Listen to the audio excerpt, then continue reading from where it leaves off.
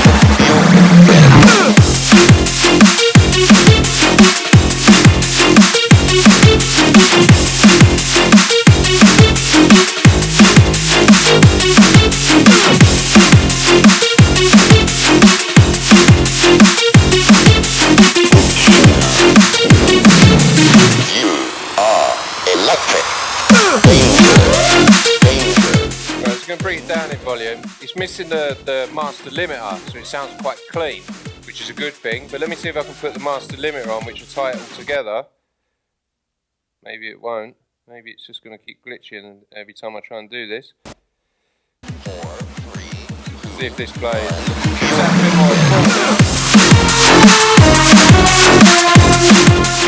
Cool.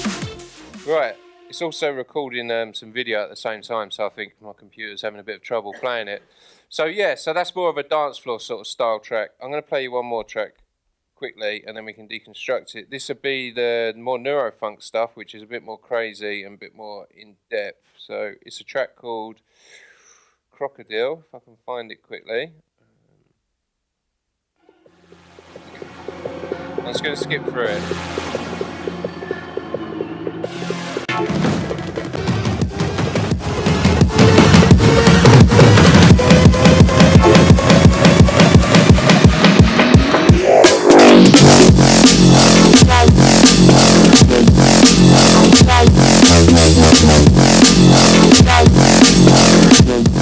There's like two different styles really. You got the one that's more melodic, more sort of DJ friendly, and that one's a bit more of a destroyer. So if we go back to quickly the dance floor record and take a look at the drums, it's where I start all my tracks really. Just start off with a good drum groove. I will just go in here. So I've got like pre-made kicks. Like the most important part of production is producing your sounds beforehand. There's no point going through like you're halfway through making a track and going through and selecting snare drums. You know, you need to have good foundation made sounds beforehand. So you've got good kick drums in your library. You make them from scratch. You've got good snare drums in your library. You've got good percussion loops. The reason that it's better to make your own stuff is you've made it so you remember it. Like I've been going through sample CDs for an hour or something, looking for new kicks and snares. When I'm trying to make a bit of music at the same time, it really stops your workflow. So I do all my pre-production using drum emulation plugins like Addictive drums or Superior Drummer, layering them up with like FM synthesis, so I've got a bit of like a synthesized sort of kick to layer with like an acoustic kick to give it more weight. Same with the snare drums, percussion loops. I might spend a day just making loops, maybe chopping bits of sample CDs up, or sample packs, shuffles, but then putting them with sort of live sounding drums as well. And I also record like my own drums, acoustic kits, pieces, lots of little bits together. And that gives you a sound as well. Because, I'm not using Vengeance packs. I'm not using whatever, drum and bass sample packs that are out there. I might, every now and then use a bit from somewhere. But I tried to make everything from the beginning. Therefore, I've got my own sample pack, essentially. I know that kick drum I can just go for. So this particular kick drum I've made in Addictive drums. And then I've layered it up with, I'm going to turn the limiter off, so it should play a lot better. So I've layered it up twice, I believe. So one kick, two kicks. They sound a bit weird together, but in the mix it's fine. Then I've got some other layers. I've got this snare here, which has got like it was quite a short snare, and I've worked on the transient. Do you understand what transients are? Like the peak at the sort of like point of the first part of the sound. So I've shaped the transient so it's like the attack of the snare is really sort of like defined and cuts through, and then I've put like a white noise tail on it, so it gives it that sort of splashy feel. And then that's the sort of key to getting them sort of main room drum and bass snares. Having a short snare and then putting a really nice white noise. You can literally just get white noise and just put it on it, roll off some of the bottom, maybe a bit of the tops, and then put a fade on it. So it becomes like one giant snare. So you're using the white noise to sort of add that sort of, I don't know, tail to it really, that like a real snare could have. Then I have another snare here, which is actually very short. And then you combine the two together. Take one of them off. The second snare's not doing as much. It's just giving it a bit more of that transient and a bit more weight to it. So there's a crash as well. It was actually a Vengeance crash, which I've just processed a bit, put some reverb on it, exported it. A lot of things I do is once I've made a sound, I export it. If I know if I made a good drum kit, I export the kick, I export the snare. Sometimes I leave the limiter on the master bus, sometimes I take it off. All my mixes, I work with the limiter on the master bus and on my groups as well, and I'll get to that in a minute. But we need loudness. I will turn it on and off just to hear what's going on, but I need my mix to be louder than, I don't know, the DJ that's on before me. I need my tune to slam louder than him, so I need to get mix into limiters within reason, but less is more really. If you're using lots of compression across your mix or lots of different limiting stages, you don't have to limit the master bus as much. Does that make sense? Yeah, because like one limiter working very hard is going to cause lots of sort of problems really. So if you're getting everything sort of nice and loud throughout your mix stage already, when you get to the master bus, the limiter's hardly doing any work. It's just basically putting a brick wall on it. So hi-hats. It's an important part of a drum groove. There's that, just bog standard, just hi-hat running through it. This is what I've made in a program called Addictive Drums. Layered it up, and I actually made it in Ableton with Mallocks. And we took a hi-hat and we put like a stereo panner on it, like this, but put it so fast it's making this weird sort of sound. Oh, ignore that. It's making this. You see, it doesn't sound quite like a normal hi-hat. It sort of sounds a bit weird and digital. That's the auto panner set at like maximum, really, with some shuffles in it. So that's almost like the main groove of the drums with the percussion. There's some more shuffles that come in and out. There's one here, which is made in Addictive Drums, exported. So Addictive Drums is like having a real drum kit with real mics, recorded, and you've got control. Why is it not playing? I think I've got solo on somewhere. There we go. So you've got all the different elements of a drum kit, but you can swap them out for different kick drums, snare drums, toms, cymbals. I play in real life. I play like A Custom Zildjian, so I can quickly go to them. Yeah, they're A Customs because I like the sound of them, and I can treat them how I would like to treat them in a real environment. I can go in and EQ the room mic. I can move the room mic. I can change the positioning of the snare mics. I can really go in and basically make my own live sounding drums. But if you process them and distort them and saturate them in a certain way, you start to get fat drum and bass drums. That's how Noisier do it. That's how a lot of glitch hop people do it. It's becoming the norm now to use something like this, because we used to back in the day go and sample our break beats, hence the Amen break and stuff like that. But we can make our own breaks now. You know, we don't have to necessarily use the same breaks over and over. We can literally go and you can spend a day just making your own drums. You're making your own break beats. They could be used in house. They can be used in whatever music, garage, you know. Something like this is just like endless possibilities. And it's not just using just this program. You can then send the kick drum out to a separate channel, which I'm going to show you in a minute, and process the kick on its own using whatever plugins you want, whether it's Isotope plugins or the stock plugins in Ableton or Logic or whatever. It's really quite a crazy way of making fat sounding drums. There's only so much you can do with sample drums, sample CD, sample packs or whatever. You know, even these live drums I would layer with maybe a sample pack kick or a snare, or make something in FM8, you know, like a weightier, sort of lower mid sounding snare drum that would then sit underneath it and then produce a big snare or kick drum. Does that make sense? Cool. So that's Addictive drums. So you then get like a MIDI keyboard or draw the MIDI information in like you would if you was playing like a bass line or whatever. We get to that in a second.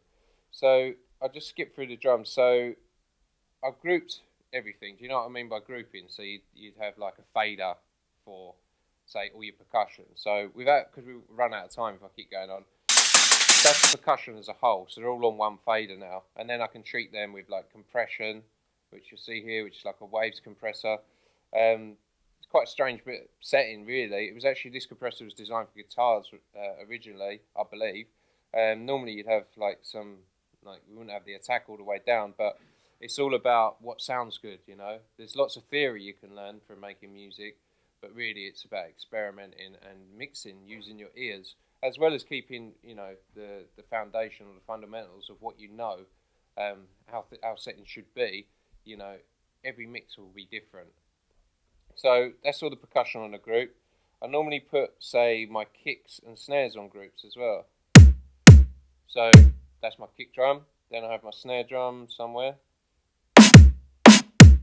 I've done it slightly differently with this one. So I've got one of the snares going to a snare group. And then the other snare and all the percussion groups and the kick and the snare all go to one group. Does that make sense? So I take all the grouping of the drums, the individual groups, then send them to one drum group, or bus, I think you call it in Logic. Is that what you call it in Logic? Well, maybe I'm wrong. But so now I've got control over my drums. Let me turn it down. So they're all on one fader now.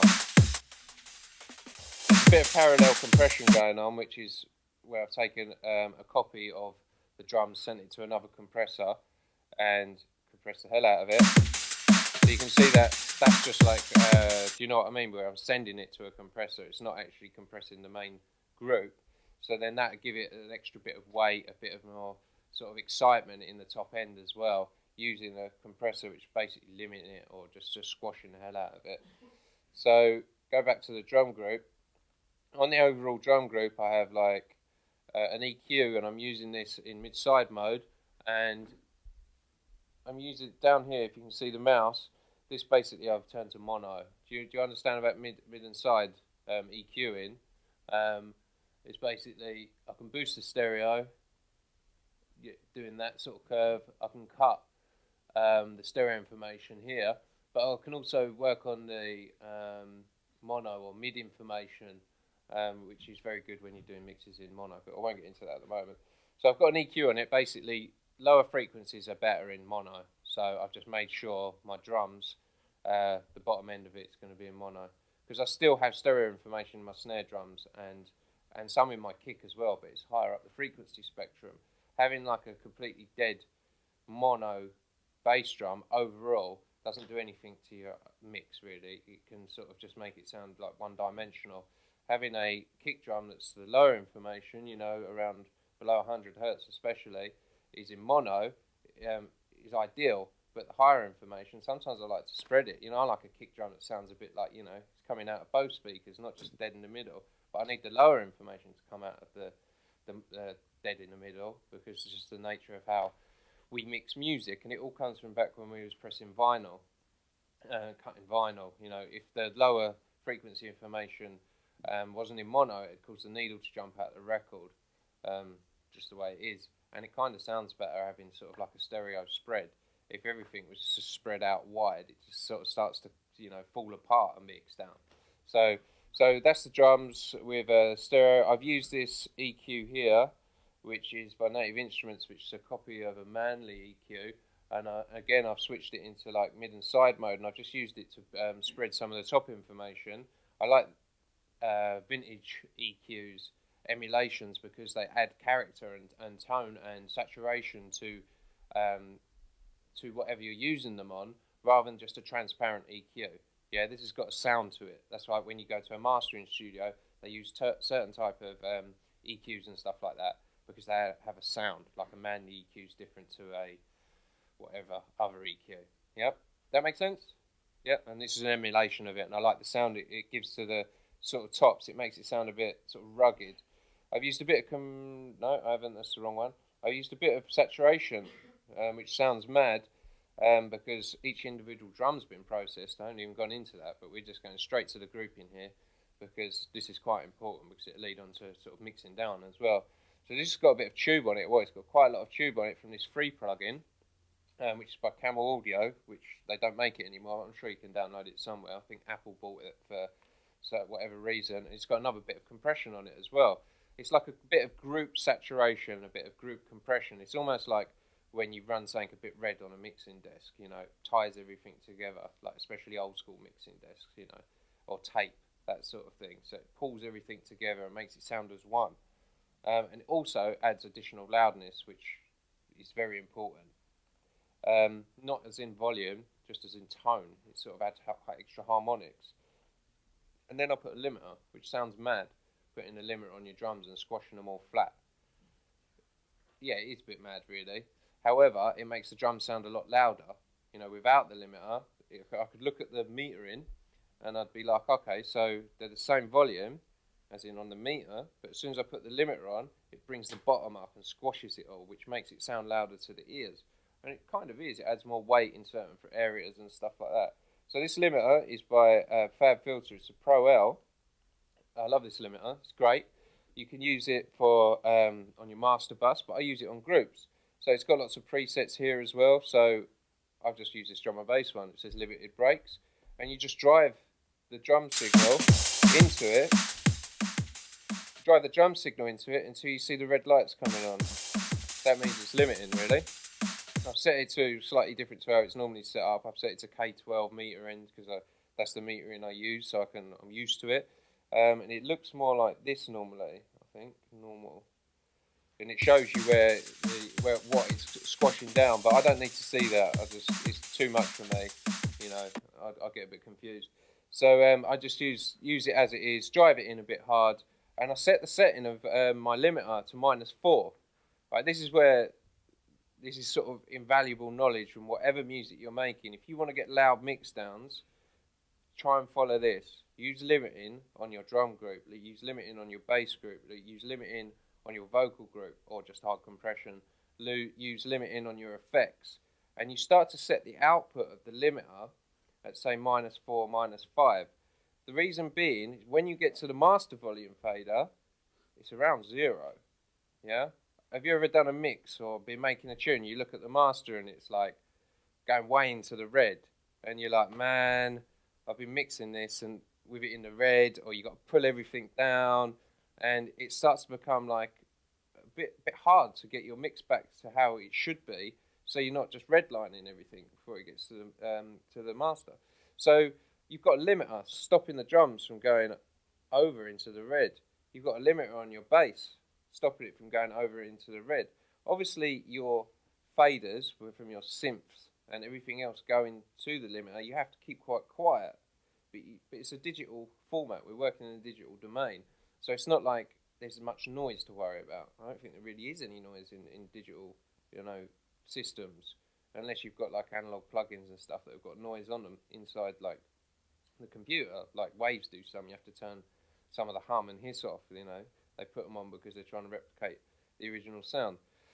So, if I followed all this correctly, I don't really, apart from doing the usual stuff which you'd learn here, like EQing and everything else, I don't really have to worry too much about my master bus being in the red.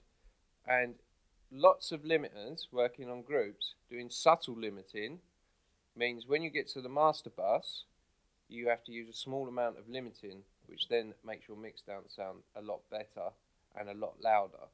Yeah, does this make sense? You sure? Yeah. This is good. This is good. So there's things like, okay, the kick and snare. When you put a limiter on something, it just cuts the top off, right? So we have to add some of that back. So I'd take, say, a send or auxiliary, however it's done in Logic or whatever, and I'd send it to like a transient shaper. So I could just have my own click, first click of the snare and first click of the kick to fade up and down, not inside the limiter, just so I've still put some of them transient sound parts of the drums back in, so I get the snap of the kick and snare. And I should have them on their own here, I believe, which sounds crazy,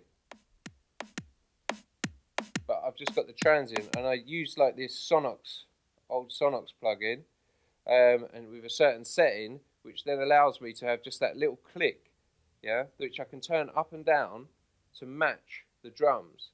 So it puts basically the transient back in. Percussion I'm not too worried about. I want a wash of noise, especially in this sort of music. Does this make sense?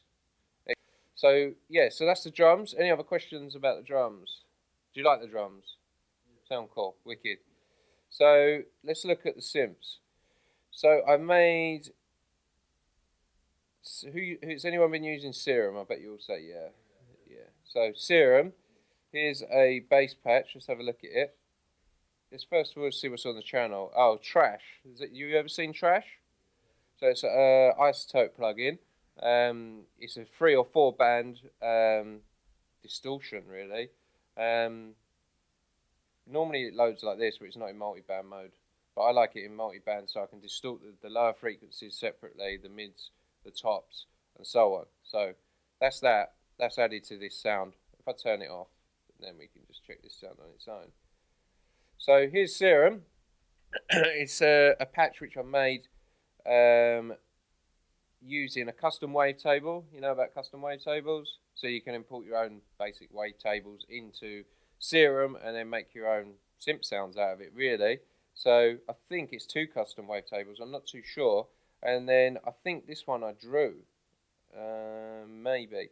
Can't quite remember it. It'll probably take me a good hour or two just to explain this. So I'm not going to get too deep into it.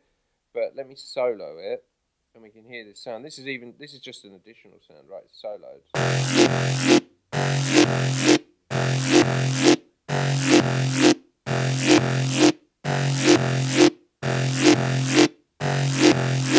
Right, so I'm using LFO1 to scroll through the wavetable position mainly, some of an FM noise, and using this filter up here. Can you see with my mouse is?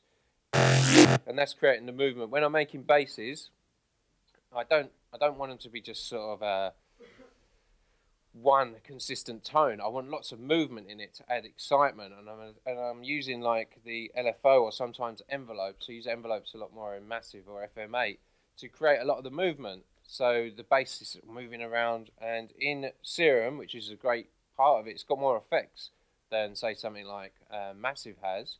But Massive is like probably, I don't know, maybe it's 10 years old now. I really don't know.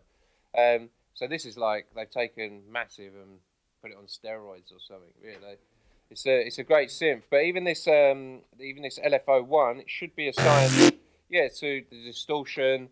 It's cranking the drive up. It's cranking the mix up. It's working with the EQ I've set up to add more movement. It's got a multi-band compressor on it to squash everything together. Real basic sound when you listen to it like this, but it's not a real basic sound when I made it, if you know what I mean. There was lots of processes in it. I didn't make it particularly for this track. I was going through some of my sounds that I made and was like, oh yeah, I just want to use this as an additional sound. So that's that. The bottom's been taken out. That's an overall EQ on it. I took around, like, what's that, 3.7 kilohertz out, because around sort of 2 to 4 to 5 it can be the frequency, which is a bit harsh. Someone said to me once that babies cry in this frequency and smoke alarms, and stuff are around like 2 to 5K because it's a sort of frequency that human ear doesn't like. So you can duck that sometimes when you're making the sounds to make it sound a bit more pleasant on the ear, or you can use it and boost it if you want something to jump out of the mix. So that's a very important EQ area. And another really important EQ area, which I've really just got rid of in this, is the lower mids. Like, we all think about the sub bass, but if you don't focus on your lower mids, you don't have any power in your music. The lower mids is really where everything comes from. So the iPhone, it doesn't produce sub bass, does it? But it does produce lower mids. So if you've just got loads of sub, taken out all your lower mids on your mix, or even on this sound, which I've done, which is probably not a good example, it's not going to come out of the iPhone. Do you know what I mean? There's a lot of power in the lower mids. So when you're mixing, even vocals, think about it. Think, okay, yeah, subs are relevant, really. Everyone can make a sub. It's just one oscillator. That's that. When you're making mixes and making sounds, really think about the lower mids, because that's where all your weight is. That's where you're really going to get your mix down to sound great. Get me? So this bass sound, I got rid of all the lower mids. So so I'm just talking rubbish about that. But I didn't need them for this because it's additional sound. Then I used trash on it. Take it off. So I've used some presets. Tape saturation for the lower frequency, which I've actually EQ'd out anyway. So the lower mids, I've used a thing called clip control, and then the tops, again, clip control, and I'm just using drive and stuff like that. I'm not going to go into it any more than that. You can spend all day messing around with trash. There's lots of different features and stuff, but you could just, go on YouTube and watch stuff about that. So that's that sound. I've used Serum again for a sub, even though Serum really does drain the computer processor massively. I just like the sound of the sub. Normally I just use Massive, but because I was working in Serum, I just used this one sub oscillator, nothing crazy, shape the envelope so it's a very short sound. Just a rich, full sounding sub. Let's have a look at the actual channel, see if I put anything on it. I put trash on it again to give it a bit of harmonics. So it's not just a standard sort of sine wave. It's got a bit of like distortion to it, a bit of extra tone. And that would be going to a group with probably something else on it, but we'll get to that in a minute. We take it down. So this is another native instruments plugin called Razor. And it was a preset in there, and I've just twisted it. I use it quite a lot, purely because it's got this sort of digital electronic sound, which sounds great in the mix. I really like the sound of it. Even if you can't hear it, it's probably 9 times out of 10 in one of my tracks. Not the neurofunk stuff on the dance floor stuff. So then I've got this percussive sound. No, this is the where is this sound? No, the percussive sound's here. This again is made in Serum.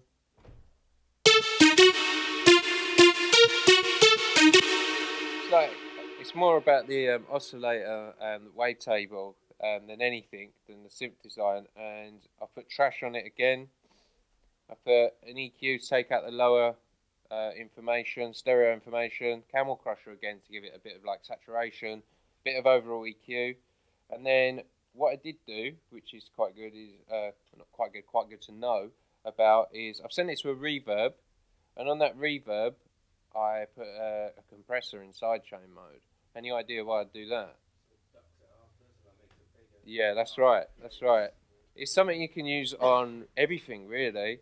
Vocals, you could use it in so many different ways. But on this reverb, I have, let me find the reverb channel. When the sound plays, there's no reverb. When the sound finishes, the reverb tail comes up, because the compressor ducks it down out of the way, and then as soon as the sound's finishing, the reverb tail comes up. So you've got clarity of the sound, rather than just putting a reverb on that plucked synth sound, which would make it sound a bit washy the whole time, because it's percussive. I want that initial hit to be quite clean, but I still want a reverb tail. So putting it on a send with a sidechain compressor on it allows this to happen. So I get the clean sound with the compression pushing down the reverb, and then when I'm getting confused now, when the clean sound finishes, the reverb tail comes up. So let me find it quickly. So I use this Valhalla vintage reverb preset, twisted it to however I wanted it. Then I would put a compressor which is being triggered by the original synth sound. And you can see the red is the ducking of the compressor. So, and then I put an auto panner on it, which seems a bit weird as well. But I wanted movement in this track. I didn't want even though reverb is basically a good thing for stereo, I wanted the stereo information of the reverb to be moving around the place. And it makes this track sound more 3D, more like, you know, sort of sci-fi. Having an auto panner, which is basically set from going to speaker, with within reason. You could spread it right out, and then it would be noticeable. But I didn't want it that bad, so that's over the top. But it's more like, it was more subtle like this. So there is some panning going on. And that's that sound really. So that's pretty much, oh no, there's one other thing which I will show you if I can find it. Is all the sounds I've made. I might spend a day making bass sounds and resampling them. So there's like, and sound effects. So there's things like, they're bass sounds I've made out of, I don't know, a sine wave, and spent ages processing them, and then I export them, and then I can just chuck them into tracks. So there's that. I wonder if there's other things that come in. Oh, there was a lead sound as well, actually. Let me find the lead.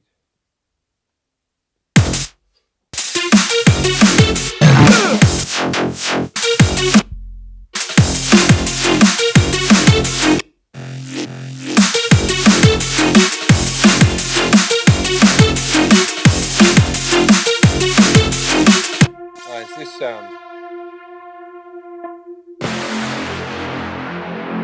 Which is part of the intro, with a very long sustain on it or whatever, and I don't know how you describe it, but the mod wheel controls the length of it. So even on the MIDI information, I had to use some automation of the mod wheel, which I just drew in, which the less amount of modulation, the shorter the synth becomes, basically.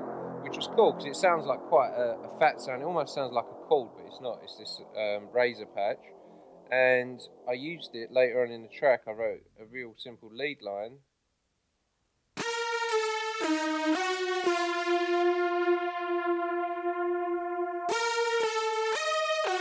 Put it in with the record.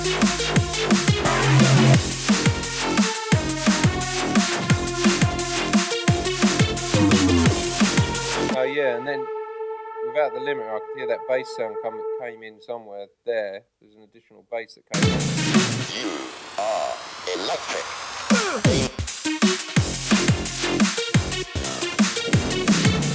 You are electric. Danger. Danger. 6, 5, 4, 3, 2, 1. There's also a lot of things. It's like bouncing stuff to audio rendering. You can do it in Cubase now. You can just press the button like R, I think it is, and it renders a lot of your synths to audio. When you're working with synths like Serum and you've got lots of processing going on and stuff, it really is good to just render stuff, because audio is your friend. It'll free up your processor, and you know, you can do a lot more with audio manipulation than just keeping everything inside the synthesizer. There was a time where I just want to keep all my synths open, so I could always go back and tweak that sound. But I'm not really interested in that now, because you just have to be a bit more confident in your production skills. And when you've got stuff bounced into audio, you can do some crazy stuff with it that you can't do with just a synth. Like, if I go back just to explain that a bit better, was the intro sound. If I can Danger. Danger. Danger. Danger. Yeah. So this sound here that comes in, this was made in Serum. It's an arpeggiated sound. This sound.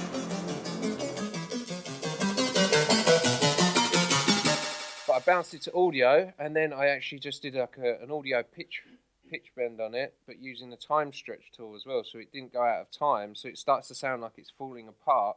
And then I used a delay, I believe, on it, and automated the delay. That's why it starts to sound even worse. You should see on the screen here. This should start moving, I think. Delay gets greater and greater and greater, and it starts to pitch down. It sounds like it's going all out of tune and everything, but it's probably my favourite part of the record for me because I've never heard anything sound that weird. You know, it's not even that complicated, but it starts to become messy, more messy.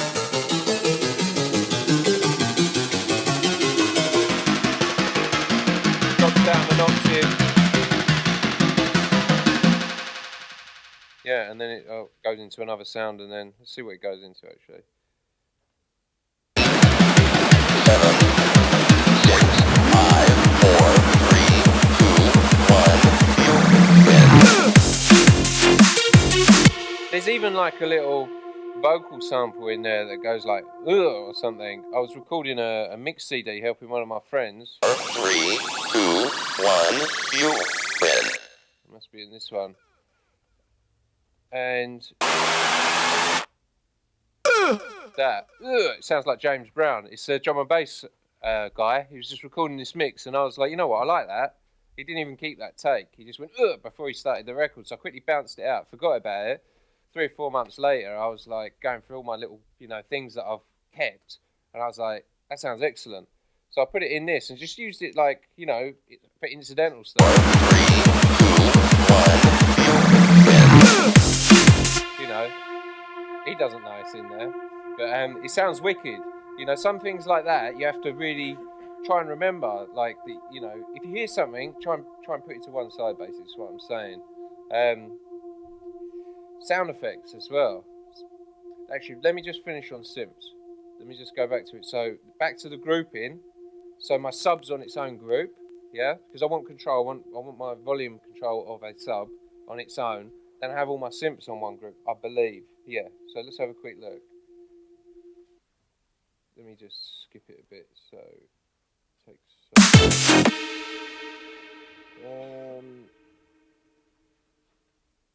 Right. Yeah. So here's my sub. On the subgroup, I've taken all the stereo information out with this EQ. So that's all the sides gone. Everything's gone, so it's definitely in mono. Gain staging as well. None of my plugins are clipping unless I want them to. You see like the headroom I still have in this EQ here. It's very important because if it's going into the red, it's going to cause unwanted problems. Yeah. If we're doing neurofunk-based sound design, that's irrelevant. We can redline everything. It doesn't really matter because you're going for some crazy sound. But we're talking about mixing now. We want a nice clean sub, right? Within reason. So no stereo, no clipping on the plugin. Cool, I'm happy with that. This is actually a multi-band limiter, fab filter again. Don't know why I would have used this, but maybe I just wanted to tame like the initial sort of transient of these percussive sort of sub bass, because you can hear it's got quite a lot of attack on it. Maybe I was just using that to sort of calm it down a bit. I am using a bit more of this plugin, which is, as I said, it's free, but I use it on everything. Adds a bit of distortion to it, a bit of warmth, really, tube warmth. Then there's my limiter. I'm using this to make sure every note is going to be the same volume. You ever written a tune where you're like playing notes and the bass disappears all of a sudden? Yeah? Putting a limiter on your sub can help that an awful lot. These high notes that pop out are being squashed down. These low notes are almost being brought up. I'm not saying like a really low C because that would disappear on probably not these speakers, but a lot of speakers, and club sound systems. You start playing all the way down near C, it's no good really, or you're going to cause the speaker to really try and produce a sound, and it's going to not be able to, and it's going to make funny noises. So, limiter. Then after the limiter, I've actually put an EQ. Right? This EQ will get rid of any unwanted harmonics which are caused by limiting. So does this make sense? I don't want all this bong bong bong. If you're limiting a sound, especially a sub, it normally starts to fall apart a bit. So I'm going to get rid of that. Let's take it off with an EQ. So I'm just working in sub frequencies. Still, I've left a bit too much on it then. But then you all know about side chaining, kicks and snares, right? Where to allow your kicks and snares to cut through, you use a sidechain compressor. It could be this Wave C1. It could be what's really good if you use Ableton. The Ableton compressor is amazing because you can see it ducking. Excellent compressor. You could use Logic's compressor, whatever it is. Sidechain in, kick and snare off the sub, just ducking a little bit. Fast attack because I want it to come in straight away. Duck the kick where the kick comes in. I want it to duck the sub. It's very more important about the kick ducking the sub. The release is set to around 29 on this, so it's a fairly sort of quick release. It's not, you know, you can bring it down to 1 if you want, but that allows some sort of room for the kick drum. I used to send like a hi-hat or something to the sidechain compressor, but I found it's just too short, you know, or I just send the kick to it now because the kick is what the shape and the size that I need to allow the room for with this sidechain compressor. So I send my kick straight to it, probably off my drum group, my kick group. So the same with the snare. So that's that. That's my sub bass. The limiter, before I go any further, would have an output of -5. Remember what I was saying about limiting? The reason I'm limiting each of my groups is so when it gets to the master fader, it hits around 0. Make sense? Good. So it's important. If you're going to learn anything today, learn about this. Limiting all of your groups, and then when you get to the master fader, master output, you just have to use a small amount of limiting, then you've got a ridiculously loud mix down. This track is probably one of the loudest mix downs I've done in dance floor style of drum and bass. It's starting to sound louder than most people's tunes now, which is an achievement because it sounds good, but it's also louder than everyone else's without it sounding distorted. And that's what we all need to achieve if we need to compete with each other, because that's the name of the game of dance music or any music. We are competing against each other. Here's the synth group. Again, my limiter. There's a limiter on it. Fab filter, -4, giving me that headroom. So when I get to the stereo out, I've got some headroom left. Where are we working on? So Camel Crusher again, I think. Just to add a bit of global sort of tube warmth. And then compression, sidechain compression off the kick and snare. Something solo, so. See, it's just ducking out the way, the synth's just ducking out the way. And then I have my sound effects as well, which I would have spent a lot of time designing a lot of sound effects really. Like risers. Let's have a look at them, which I bounced to audio because once I've made them, save processing power. I never had this problem until I started using Serum, because Serum eats up so much processing power. I'm like, right, bounce everything to audio. It's the only way for me. I'm sort of like, you know, like typical sort of, I just call them bubbles, just pitching up, probably on an envelope. With this project, we haven't gone into really making the drums, EQing the drums, any of the core sounds. We haven't covered any of that. I'm just taking that you guys can sort of make your own stuff. You know what I mean? We're going in about group mixing, side chaining, you know, effect sends, parallel compression. This is the icing on the cake. You're probably all 80% there, but unless you get the extra 20%, it's a long way to go. And that 20% is all the highly skilled stuff, and that's what I'm trying to teach you now, if that makes sense. You know, just this stuff with limiting. If you sort of, at first you'll be like, oh, this guy's off his nut. It doesn't make any sense. My tune sounds rubbish. But you keep tweaking, and the more you get it, all you guys could, you know, you could just smash out tunes which you're just like, yeah, they're amazing. You know what I mean? They sound great. Like I'm going into nightclubs now, playing a tune, and I'm like, wow, it's killer. Kills off that next, you know, that other producer's tune. A year or two ago, I'd be like, filling with the EQs, putting the game right up. I'd be like, oh, it doesn't sound right. But, you know, I quickly changed the tune, put someone else's on, you know, because I was never quite happy. But I'm getting there now into the standard of tunes. Not every time. And it does take a lot of tweaking, you know, constant tweaking and listening to stuff in the car, listening, you know, checking it on different things, laptops and stuff like that. But, you know, if that's what you want to do, if you want to make your tunes sound the best they can be, there is a formula which I'm sort of showing you now to it. Does that make sense? Yeah. Cool. So yeah, some risers. There was like some different things I made in putting them in a thing called Scanner, which is part of Reactor. So you can load sounds into it and twist them up. That was probably a bass sound I put in this thing called Scanner, which I won't go into now, but then I've reversed the sound into itself.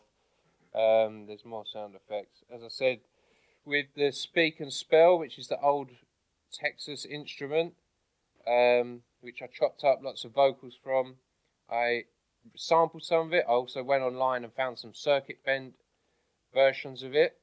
So I chopped up the danger thing, and I've actually just faded it manually. You can see the volume fades on it. You could draw a line in, but I think I was probably being lazy and just done it that way. And then underneath it, I downloaded. Oh no, this is just some sort of sound effects. Symbol. Yeah, over here, some more circuit bend versions of it.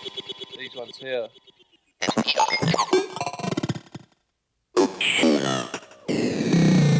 You are electric.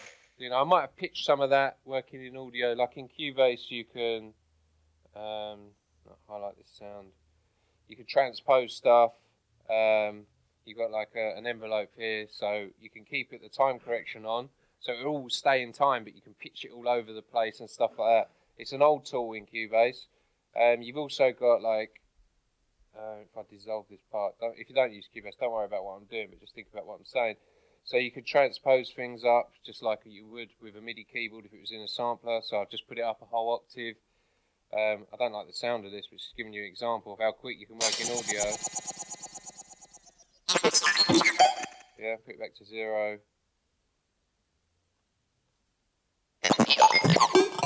There's probably some reverb on it. Send to a UAD plugin here. Any of you guys heard or used UAD plugins? Right, UAD's like expensive plugins basically. This thing here is just like a satellite, so it takes some of the processing power away from your computer, and it has plugins on it. It's like a little computer with whatever PCI card in it, which is cool. Don't believe the hype. They are amazing, but it's not the be-all and end-all of having your mix downs the best in the world by all of a sudden you've got a UAD plugin bundle that cost you $2,000. It's not what you think it would be. I thought if I bought this, I'd be the best engineer in the world. It's not. It's just more additional plugins. They're very good and very high quality, some of the best on the market, but it's not essential to have it. However, when I bought it, I really liked some of the reverbs, I liked some of the compressors, and before you know it, you're using them in every tune. When you don't have that thing with you, the plugins won't work. So it has to come everywhere with me. I've actually got an actual card inside the Studio Mac as well. Then this one I use when I'm out on the road or in the studio in Brighton. They've got like the actual sound card and blah blah blah. So yeah, there's some like good stuff in the UAD bundles, but it's not essential. It really isn't. But it's sort of becoming like a lot of people think it is. So yeah, so more sound effects. Let's just have a listen to the sound effects, and we can have a quick look at them. But they're all going to a group as well with side chaining on it, and also a bit of limiting probably. Yeah, so there's like some impacts which I would have got from various things. Maybe some I've made, some are from sample CDs. I try and use like sample packs that aren't very obvious. You know, I try not to use things like Vengeance, because I've heard it in so many other tunes. Try and find some, like, you know, Foley sounds, stuff that's been recorded by a random person. Let's put the scanner sound in as well. Let's put all the sound effects in. So. You are electric. Yeah, there's loads of sort of atmospheric sort of sounds to fill out the sort of intro. 6, 5, 4, 3, 2, 1, you win. And then that vocal again from Dreps. I work a lot in Dropbox as well, or Google Drive. Have you all got that sort of, have you got access to it? So I pay like £2 a month for Google Drive, I think it is. And I make all my projects, not vocal recordings, but all my tunes in Google Drive. So I have a Studio Mac, like the old school tower, and I have this MacBook, and then we have another MacBook in another studio. So when I'm making a tune, it uploads it to Google Drive, which downloads it on that computer in Brighton, downloads it to this computer, so I can literally just finish a studio session, press save or whatever, walk out the door, go and see my mum or whatever, you know, or go home, whatever you're up to. probably if I go and see my mum, I get my laptop. All right, mum, make me dinner, and I'm back on the computer, you know. But it's basically just transferred all the information, so it's a good thing to get used to.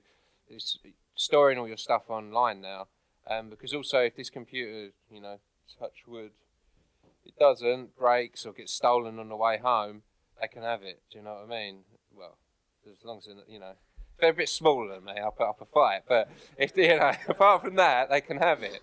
You know, it's not the computer that I'm worried about. It's my tunes, because it's, you know, it's money to me really. If I don't get all these tunes finished, I'm not going to get the DJ work and stuff. So everything's stored online now, and I can share projects with people as well. They can do a bit, I can do a bit, and so on. So yeah, let me quickly find this preset. So all my synths and drums and everything are basically in Dropbox. So synth presets, massive. It might be this one. So let me just quickly draw a note on.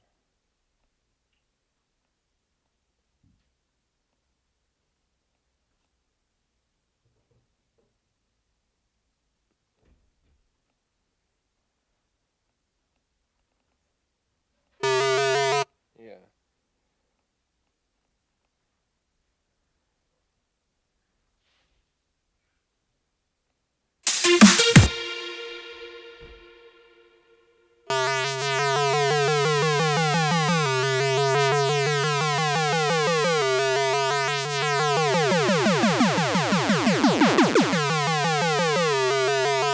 Okay, so you've got an LFO attached to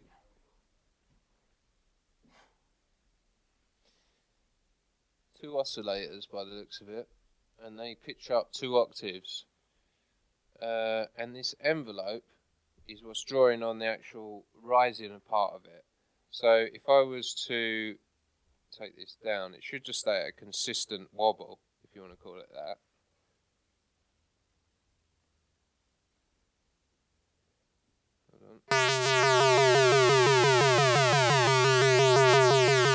Yeah, the envelope is actually pitching it up, going through the semitones of each of these oscillators. You've got the pitch going like sort of like that as it's going up.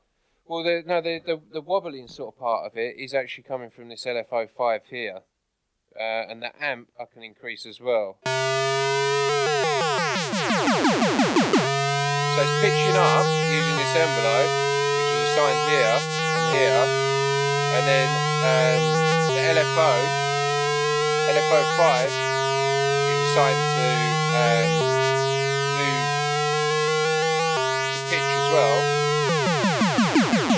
And basically, you can watch this video back hopefully and just look at it. It's a very basic patch. It's got like a filter on it. You've got a reverb. And yeah, the reverb's assigned to this macro here. You've got speed. I'll put them all on the macros, a high pass. So let's listen to them. Yeah, so you could use that high pass. So it's good to have things like when you're using like risers and stuff towards a drop, and even your kick drums, it's good to EQ or take some of the bottom end out, or you call it high shelf. So as it's getting towards the drop, you want some of the frequencies to disappear. So when the tune drops, it has more impact, no matter what music you're making. So you might use the high pass to start rolling off some of the low frequencies as this riser's going up. You might, you know, you could change the LFO ratio, so it's more like this. Or you can have it slower.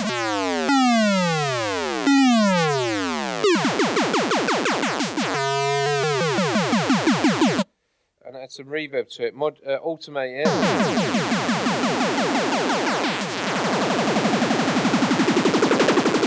Mess around with it really. Like for instance, that riser that you just asked about was probably made in about 10 tunes before, you know, and then I've just exported the audio, and then once I've got that audio, I could repitch it, put it in a different key, you know, change it however I want. Because audio you can manipulate way beyond what you can do with synths, as I said earlier. Right. So that's pretty much this track. The only thing that I didn't really cover was on the percussion.